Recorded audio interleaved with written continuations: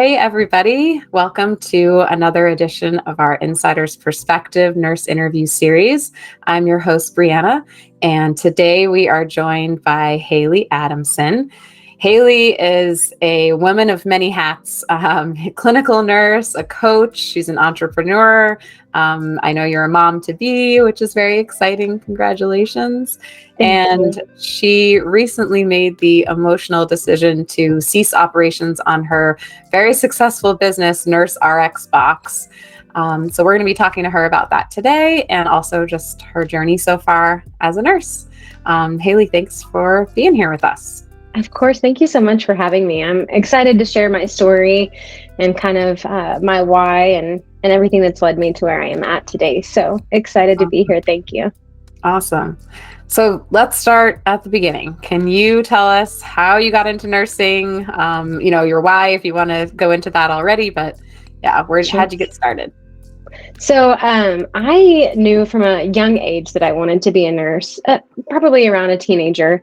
Both my brothers were in pretty severe car accidents and had some pretty prolonged ICU stays. And so I was involved with, that and watching them recover. And I just knew that that's what I wanted to do when I grew up. So there was no delay for me. I graduated high school, went straight to university, and graduated with my bachelor's in nursing in 2011.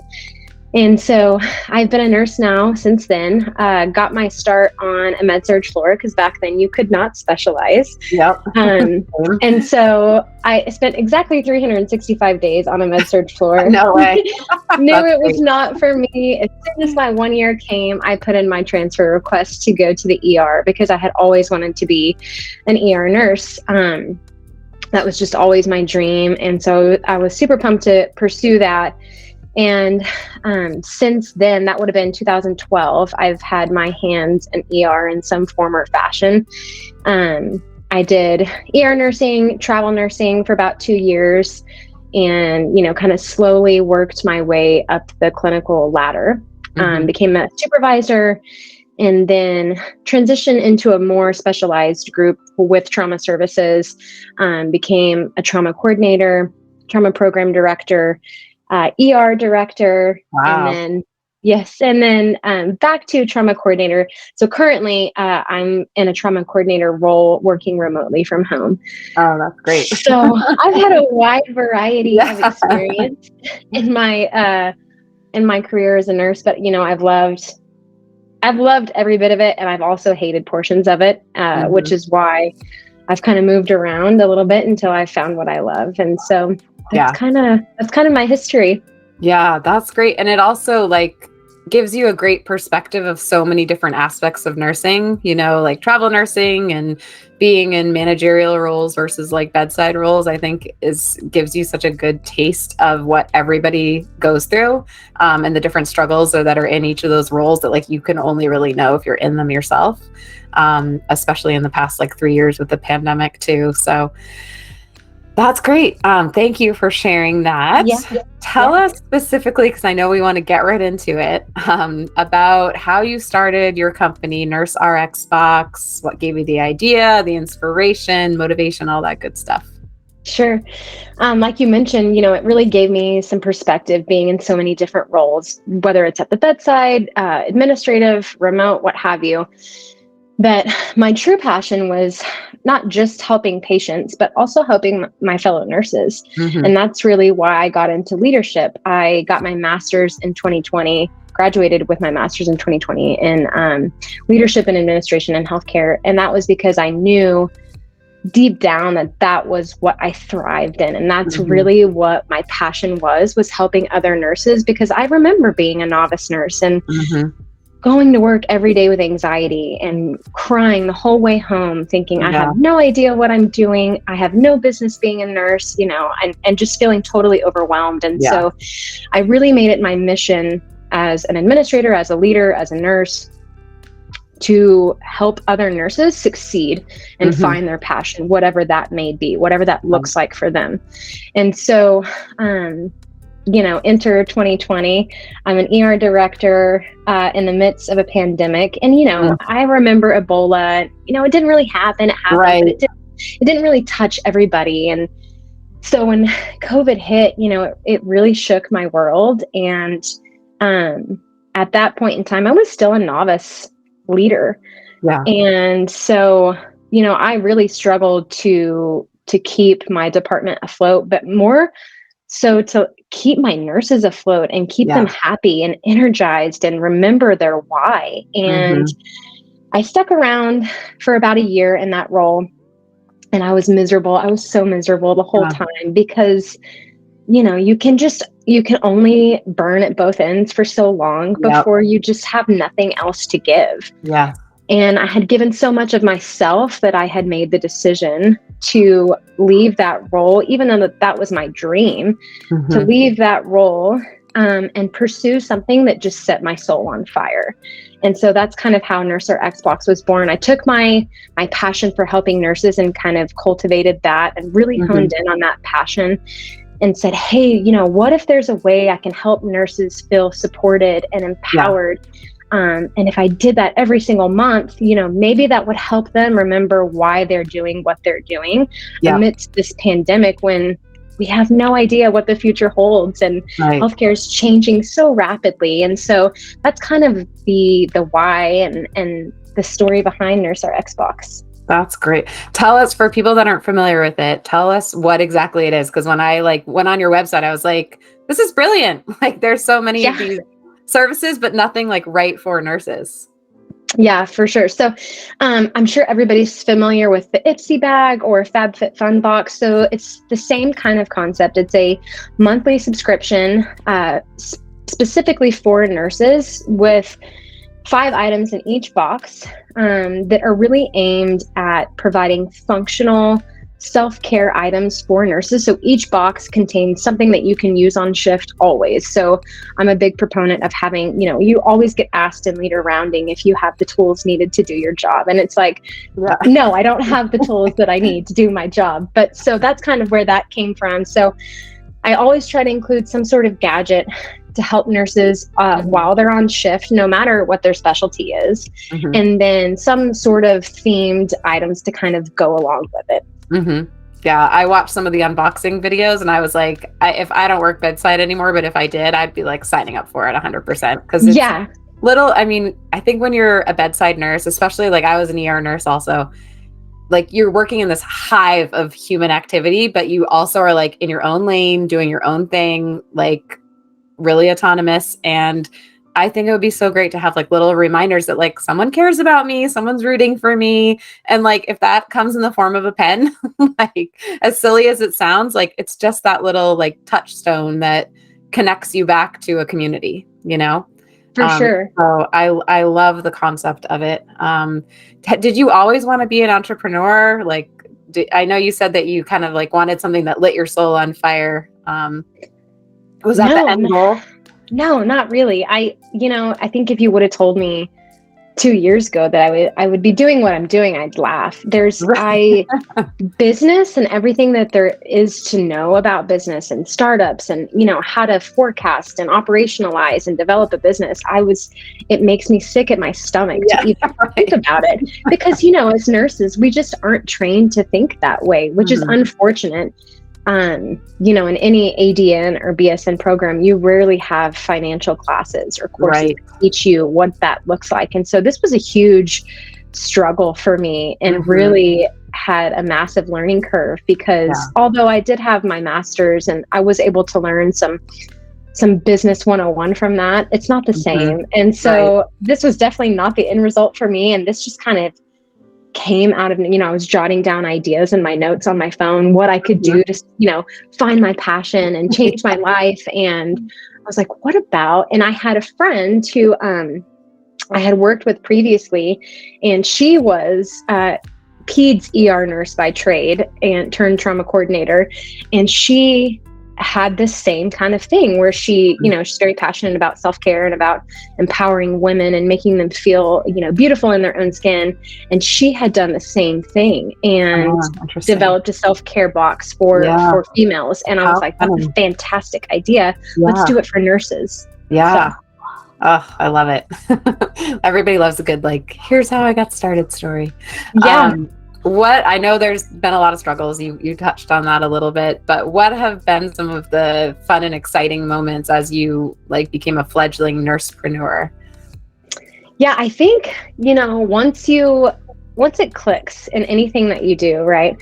Whether it's, starting that first IV or Yeah. finally understanding the rationale behind the why, but once it clicked for me, strategically and kind of getting into a routine, and it was like, I really kind of felt like maybe I knew what I was doing. That Hmm. was really one of the best moments for me, because I felt like, okay, we're going to make it. Yeah. I'm not going to have a plan B. This is plan A.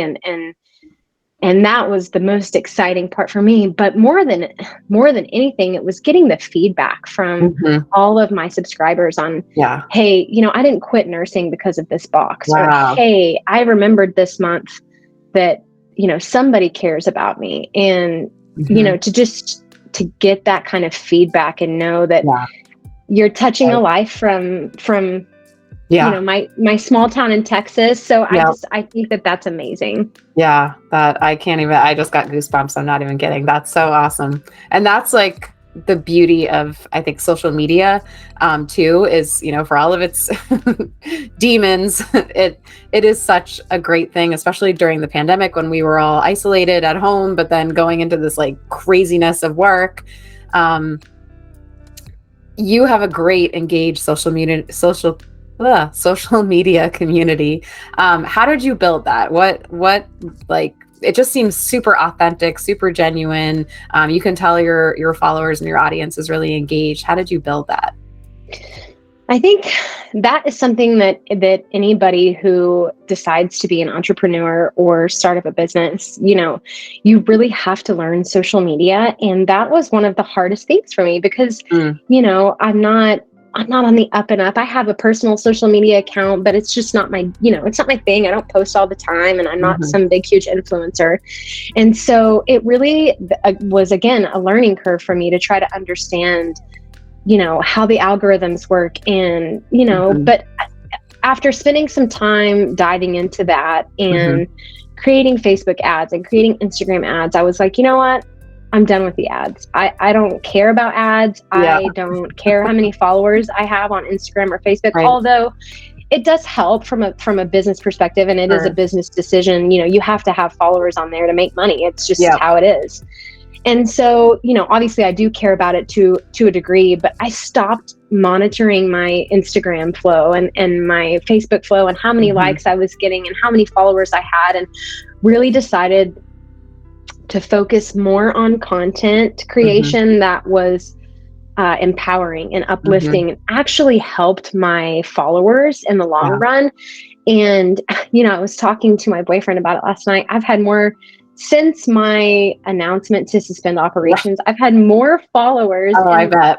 in the last couple of Myself weeks. included. Yeah, I'm Yeah. just like, oh my gosh, this is crazy. And so I Yep. think being vulnerable and being Yeah. honest and just being your true self, as opposed to, really focusing on the numbers and being so caught up in that, Yeah. is really what helped me in the long run. Yeah. Well, I think people are attracted to real, and real isn't always like pretty, and not to say, you know what I'm saying? Like Yes, no, real is like the 1,000%. good, the bad, the ugly, and we all go through it, but I think we sometimes like make the misconception that like we bond on the peaks, and really it happens in the valleys. I mean, being a fellow ER nurse, like, you can make a connection with someone, like they're having the worst day of their life, and you come in as someone that's like, hey, I'm going to be here with you all day. We're going to get through this. Like, they're like, okay, thank God you're here.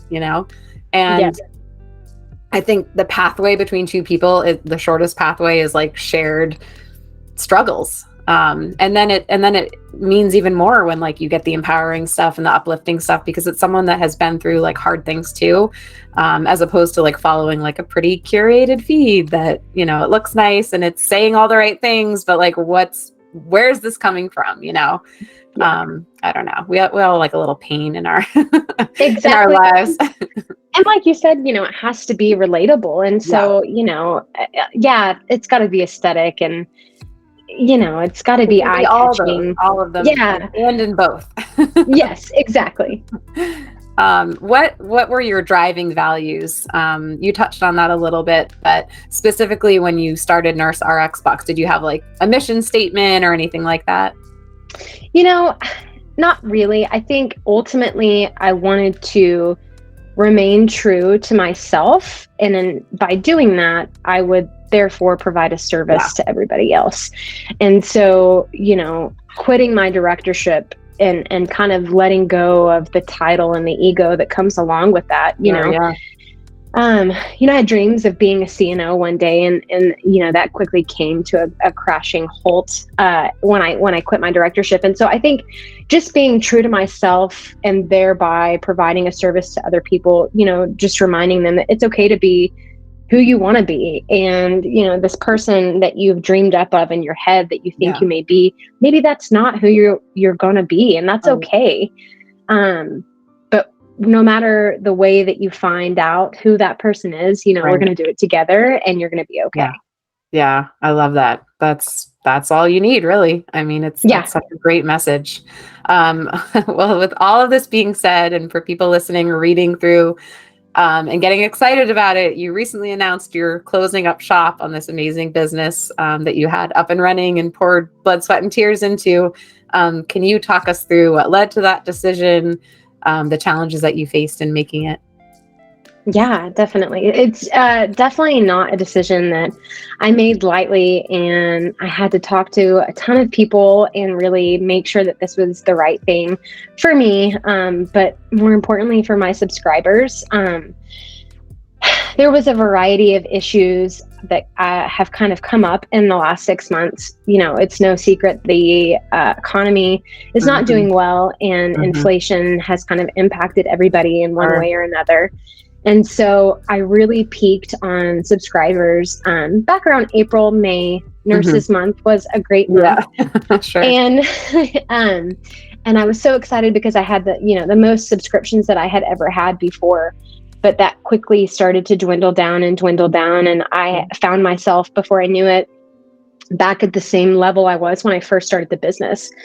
And, there have been boot camps I've taken and classes I've taken, but really, I realized that none of that education for me, pouring that into my business is going to make the economy better. Right. And so I'm having, people cancel their subscriptions, not because the subscription is poor, because they're unsatisfied with the product, but leaving me feedback saying, I just can't afford it anymore. Yeah. I've got to put gas in my car, and this is, a tank of gas. So that, along with it's very difficult to curate products when you have a smaller subscriber base. And so obviously the more people you have, the better pricing options that you have available for products. And so that was becoming challenging. Shipping has become such a challenge as far as shipping prices go. And, I created kind of a flat rate shipping whenever I built this business, and I haven't changed prices once. So that was another thing that I kind of considered, well, maybe I could change prices and raise prices. But, if people are canceling now, they're for sure going to cancel if I raise prices. And then, as you mentioned, I have a lot of hats. I am a coach. I am still a full-time nurse. And then I also run this business, and I am a mama to be. I am 21 weeks pregnant, and this is my first pregnancy, and it has been incredibly hard for me. Yeah. I have been sick a lot. I had COVID. I had never got COVID before. And, of course, now that I'm pregnant, I'm going to get COVID. Yeah, right. And so I've really just been struggling. And that has really taken a toll on me mentally and physically. And so, me and my better half kind of just had the conversation about what I needed to do for me. And, I preach all of the time about self-care and taking care of you.